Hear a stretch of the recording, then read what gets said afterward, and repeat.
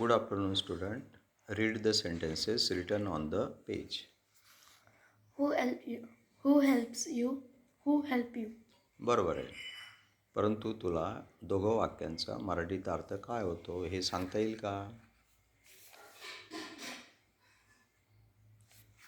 काय अर्थ होईल पहिल्या वाक्याचा? तुला कोण मदत करतं? दुसऱ्या वाक्याचा? तेच होईल. नाही.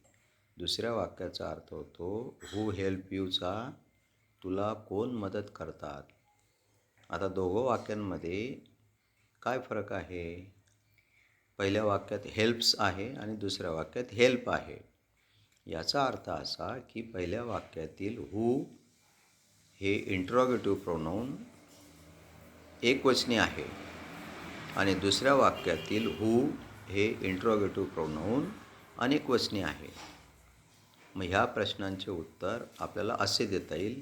पहिल्या प्रश्नाचं उत्तर हू हेल्प्स यूचं माय फ्रेंड हेल्प्स मी आणि दुसऱ्या प्रश्नाचं उत्तर माय फ्रेंड्स हेल्प मी असे देता येईल.